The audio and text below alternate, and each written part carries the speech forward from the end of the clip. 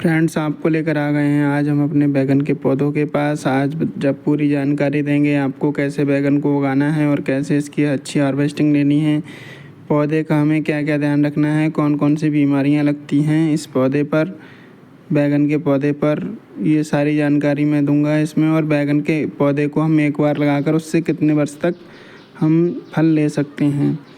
तो दोस्तों, सबसे पहले शुरू करते हैं बैगन के पौधे कब लगाने चाहिए। हम जो बैगन के पौधे लगाते हैं वह हमने सितंबर माह में लगाए थे। ये वाले पौधे जो आप देख रहे हैं वह सितंबर माह में लगे हुए हैं, 2 साल पहले लगे हुए हैं, यानी कि इस साल 2025 में इसे 2 साल कंप्लीट हो जाएंगे।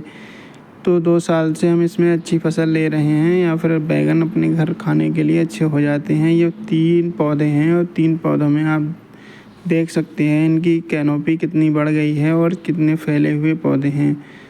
दूसरा चीज़ अगर मैं आपको ये बताऊंगा कि जो पौधे, अगर आप कोई भी पौधा लगा रहे हैं तो पौधे में आप पिंचिंग करते रहिए, उसकी जो न्यू बड्स निकलती हैं उनको काटते रहिएगा। तो उससे क्या होता है, पौधे में और नई नई टहनियाँ विकसित होती हैं, जिससे पौधा बहुत ज़्यादा फैल जाता है और ज़्यादा फैले हुए पौधे से आप ज़्यादा फल ले सकते हैं और पौधा देखने में भी अच्छा लगता है।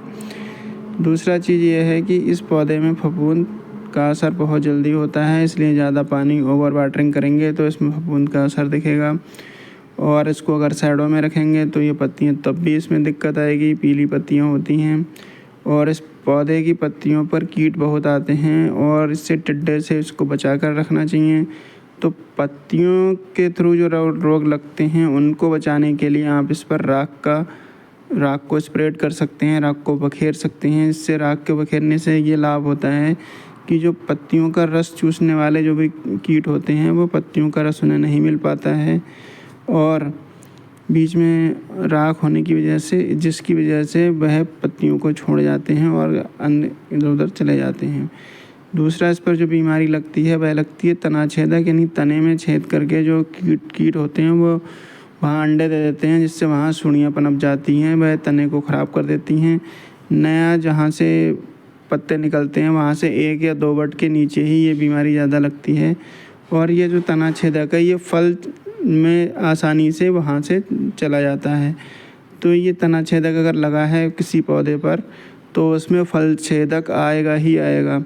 तो तना छेदक और फल छेदक के लिए जो भाई पेस्टिसाइड का इस्तेमाल करते हैं वह दुकान से पेस्टिसाइड लगाकर इस पर रेगुलर स्प्रे कर सकते हैं जब फ्रूटिंग का या फ्लावरिंग का समय होता है।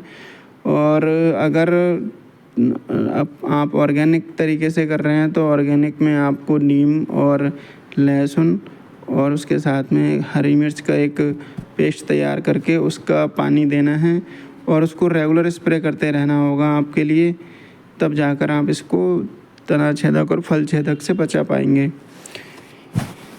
पानी बहुत ज़्यादा नहीं देना है इस पर, ना बहुत कम देना है। पानी अगर ड्रिप की व्यवस्था हो तो ड्रिप से दे सकते हैं तो बहुत अच्छा है, और कम पानी दीजिए क्योंकि ये पौधा फफूंद के प्रति बहुत ज़्यादा संवेदनशील होता है। इसमें फफूंद का ज़्यादा पानी देने से फफूंद का असर हो जाता है और पौधा ख़राब हो जाता है। हमने यहाँ पर जब भी ये प्लांटिंग की थी तो हमने 6 पौधे लगाए थे। 6 पौधे में से 3 पौधे बचे हुए हैं, जिसमें 1 पौधे में 2 पौधे लगे हुए हैं। तो एक तरीके से हमारे पास में 6 पौधों में से 4 पौधे बचे हुए हैं और 4 पौधों में से 2, मतलब 6 में से 2 ख़राब हो गए थे। तो इतने पौधों से एक परिवार के लिए काफ़ी सारे बैगन मिलते रहते हैं। हमारे यहाँ बंदर हैं, फिर भी हम यहाँ से बैगन उनसे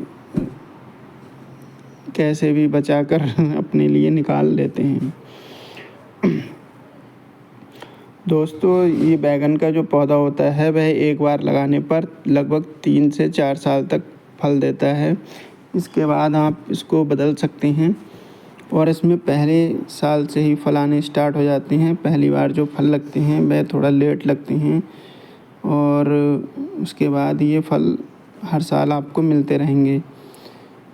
तो इस तरीके से आप मेरे बताए अनुसार यहाँ से ऑर्गेनिकली अपन बैगन लगा सकते हैं, उसको उगा सकते हैं और हार्वेस्ट कर सकते हैं। आप मेरे चैनल से जुड़े रहिए, ऐसी ही जानकारी आपको मिलती रहेगी जिससे कि आप ऑर्गेनिकली घर में सब्जियां उगा सकें और बाहर की बाज़ार की कीटनाशक वाली सब्जियों से बच सकें, क्योंकि कीटनाशक का प्रयोग